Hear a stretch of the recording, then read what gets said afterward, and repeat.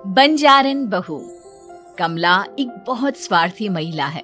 उसने पैसों के लिए एक ऐसे इंसान से शादी की जो पहले से शादीशुदा और एक बच्चे का पिता भी था। कमला के पति को मरे हुए एक अरसा बीत गया है। अब वो अपने सौतेले बेटे वैभव के साथ रहती है। वैभव के दिल में अपनी माँ को लेकर इतना डर है कि वो अपनी माँ के सामने एक शब्द नहीं बोल पाता। उसकी माँ जो कहती है उसको सर झुकाकर वही मानना पड़ता है। वैभव, तुमने अभी तक घर का काम क्यों नहीं किया? तुमसे कितनी बार कहा है कि सूरज निकलने से पहले तुम घर की साफ सफाई पूरी कर दिया करो। वैभव कुछ नहीं बोलता, चुपचाप सर झुकाए अपनी माँ की बात सुनता रहता है। तभी पास में खड़ा नौकर सुखराम कहता है, मालकिन, वैभव बाबा को रात से तेज बुखार है, इसलिए वो सुबह जल्दी उठ नहीं पाए। उनके बदले मैं घर की साफ सफाई कर देता हूँ। इसे कोई बुखार नहीं है। मैं इसे अच्छी तरह से जानती हूँ। ये सब काम न करने के बहाने हैं। सुखराम काका, बोल दो इसे। सारे घर का काम यही करेगा और इससे समय पर अपना काम पूरा नहीं किया तो इससे आज का खाना भी नहीं मिलेगा। मगर मालकिन, वैभव बाबा की सच में ही तबीयत खराब है, आप एक बार देख तो लीजिए। कमला बिना कुछ बोले वहां से चली गई और बेचारा वैभव तेज बुखार में भी काम करता रहा। कमला वैभव की शादी एक ऐसी लड़की से कराना चाहती थी जो अनपढ़ हो और कमला से इसी तरह डरे जिस तरह वैभव डरता है, ताकि वैभव की सारी जायदाद और धन दौलत उसकी मुट्ठी में रहे। लेकिन आज के जमाने में ऐसी लड़की मिलना मुश्किल है। कमला कार में यही सब कुछ सोचती जा रही थी कि तभी रास्ते में, अरे ड्राइवर, तुमने कार क्यों रोक दी? और ये इतना शोर कैसा? मैडम, आगे कुछ बंजारों का खेल चल रहा है, इसलिए भीड़ लगी है। मैं अभी भीड़ को साइड में करवाकर कार निकालता हूँ।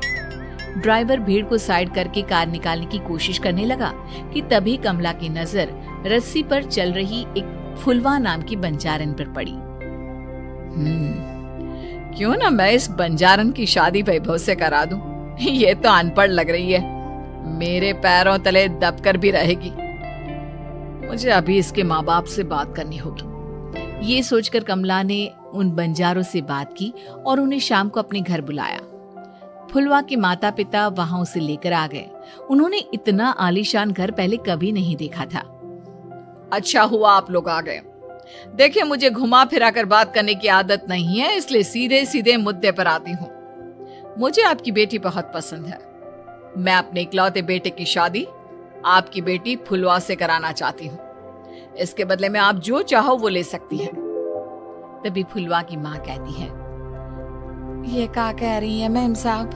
कहीं आप हमारी गरीबी का मजाक तो नहीं उड़ा रही ना? आप मेरे बेटे से मिल लो। अगर आपको मेरा बेटा पसंद आता है तो मैं कल से ही शादी की तैयारी शुरू कर दूंगी। सुखराम, सुखराम, वैभव को लेकर आओ। फुलवा अपनी माँ के कान में फुसफुसाती है, माँ, कहीं इस मेम साहब का छोरा पागल तो ना है? फुलवा अपनी माँ से बात कर रही होती है कि वैभव वहां आता है। फुलवा उसे देखती ही रह जाती है और उसके माता पिता उसकी शादी तय कर देते हैं। शादी वाले दिन किसी को फुलवा और वैभव की बेमेल विवाह की बात समझ में नहीं आती। फिर भी एक औरत कमला से पूछ ही लेती है, कमला जी, आपने अपने इकलौते बेटे की शादी देहाती गवार से क्यों करा दी? ये बंजारन आपके घर की बहू बनने लायक तो नहीं है। कम से कम अपने स्टेटस का ही ख्याल कर लिया होता। बहू तो अपने टक्कर की लाती, आपने तो बंजारन को ही बहू बना लिया। अब कमला को समझ में नहीं आ रहा था कि इस बात का क्या जवाब दे। वो कुछ देर चुप रही और सोच समझ कर कहती है, बहन जी, आपको तो पता है आजकल के बच्चे किसी की बात कहाँ सुनते हैं। मैं तो अपनी बहू एक पढ़ी लिखी और अपनी सोसाइटी की ही ढूंढ रही थी। लेकिन मेरे बेटे ने मेरे सामने इस बंजारन को लाकर खड़ा कर दिया। बोला कि मैं शादी करूंगा तो इसी से। अब भला मैं क्या करती? मुझे अपने बेटे के सामने झुकना ही पड़ा। कमला की ये बातें सुखराम भी सुन रहा था। उसने ये सारी बातें वैभव को जाकर बता दी। काका, मैं तो फुलवा को जानता भी नहीं, फिर माँ मेरे बारे में झूठ क्यों कह रही है? अरे बेटा, तुम कितने भोले हो, तुम्हें कुछ भी नहीं पता। तुम्हारे पिता अपनी सारी संपत्ति तुम्हारे नाम करके गए हैं। तुम्हारी माँ नहीं चाहती कि ये संपत्ति तुम्हें मिले, इसलिए उन्होंने तुम्हारी अनपढ़ लड़की से शादी करवाई ताकि तुम्हारी तरह वो भी अपने हक के लिए आवाज ना उठा सके।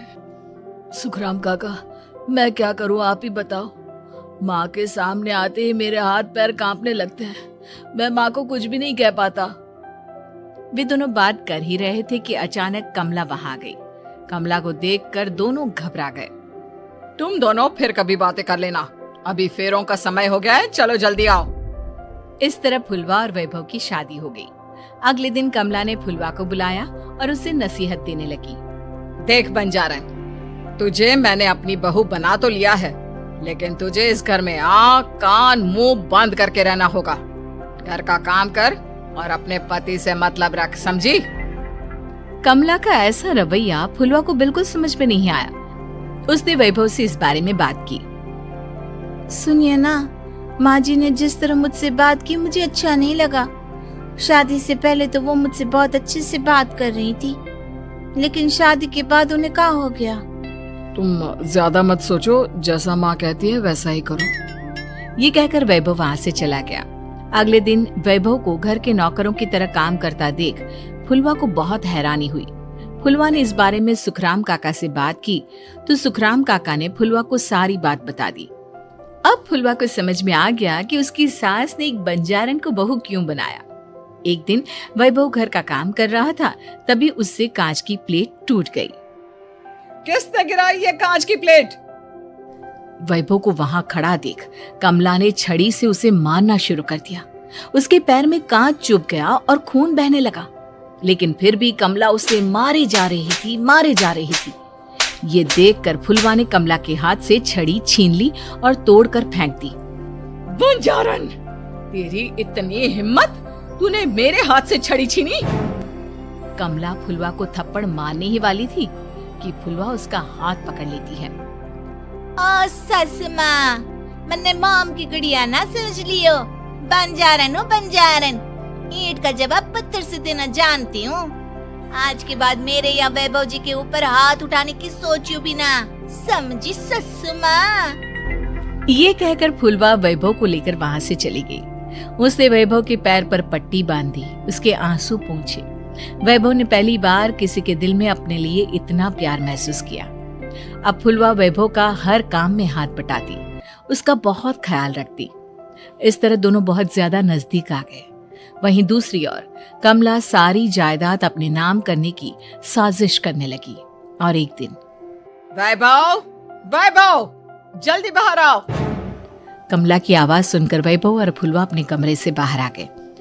जी माँ, आपने बुलाया? ये ले, इन कागजों पर साइन कर दे। वैभव कागजों पर साइन करने ही वाला था कि फुलवा वैभव के हाथ से पेन छीनकर कहती है, ना वैभव जी, आप इस पर हस्ताक्षर नहीं करेंगे। आओ बंजारन, मैं तुझसे बात नहीं कर रही। ये बात मेरे और मेरे बेटे के बीच की है। चुपचाप पेन दे दे, नहीं तो तेरी खाल उधेड़ लूंगी। सस माँ, बंजारन की खाल इतनी भी ढीली ना होवे कि कोई भी उधेड़ लेवे। जो यकीन ना आता हो तो देख ले उतार के। और हाँ, बंजारन जरूर हूँ पर अनपढ़ ना हूँ। मन्ने भी पता है कि किसी भी कागज पर साइन करने से पहले उसे अच्छी तरह पढ़ लेवे हैं। पेन देती है या नहीं? ये कहकर कमला फुलवा को मारने आई तो फुलवा ने कमला को धक्का दे दिया और वो नीचे गिर गई। कमला डरकर वहां से भाग गई। अब फुलवा ने वो कागज उठाए और वैभव के साथ सीधा वकील के पास चली गई। वकील ने वो कागज देखी और फुलवा को बताया, वैभव के पिता की सारी जायदाद और संपत्ति वैभव के नाम है, लेकिन वैभव की सौतेली माँ इस संपत्ति को अपने नाम कराना चाहती है, इसलिए इन कागजों पर वो साइन करा रही थी। तो अब हमें क्या करना चाहिए वकील साहब? वकील ने फुलवा और वैभव को सब कुछ अच्छी तरह से समझा दिया। अब दोनों घर पर पुलिस को लेकर पहुंचे। कमला पुलिस को देखकर घबरा गई। पुलिस ने कहा, आपके नाम की कंप्लेंट हुई है, आपको हमारे साथ थाने चलना होगा। कंप्लेंट? कैसे कंप्लेंट?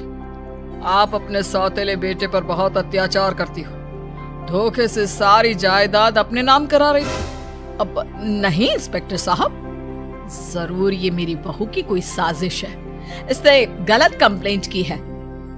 मैडम, शिकायत आपकी बहू ने नहीं बल्कि आपके बेटे वैभव ने की है। कमला वैभव का नाम सुनकर दंग रह गई। जिस बेटे ने कभी उसके सामने सर नहीं उठाया था, आज वही बेटा उसके सामने पुलिस को लिए आया है। वैभव, तुम्हारी इतनी हिम्मत कि तुम पुलिस को ले आए? हाँ माँ, मैं लाया हूँ पुलिस को, और मेरे अंदर इतनी हिम्मत कभी ना आती अगर फुलवा मेरा साथ ना देती। आपने बंजारन बहू को लाकर अपने ही पैर पर कुल्हाड़ी मारी है माँ। मैडम, अब की बात खत्म हो गई हो तो चलो हमारे साथ। वैभव, मुझे माफ कर दो, मुझे थाने मत भेजो। आज के बाद मैं तुम्हें कभी नहीं मारूंगी, तुम्हें कभी परेशान नहीं करूंगी, मुझे माफ कर दो। वैभव अपनी कंप्लेंट वापस ले लेता है और पुलिस वहां से चली जाती है। वैभव अपनी सौतेली माँ से कहता है, मैंने पुलिस को वापस तो भेज दिया है, लेकिन मैं आपको माफ नहीं कर सकता। आपने बचपन से आज तक कभी मेरे सर पर हाथ नहीं रखा, हमेशा मुझे मारती रही, नौकरों की तरह बर्ताव करती रही। आप इस घर में नहीं रह सकती, चली जाइए यहाँ से। कमला घर छोड़कर चली गई और सड़क किनारे खड़ी होकर सोचने लगी, काश मैंने वैभव को माँ की तरह प्यार किया होता तो आज मैं इस तरह से बेसहारा ना हो जाती।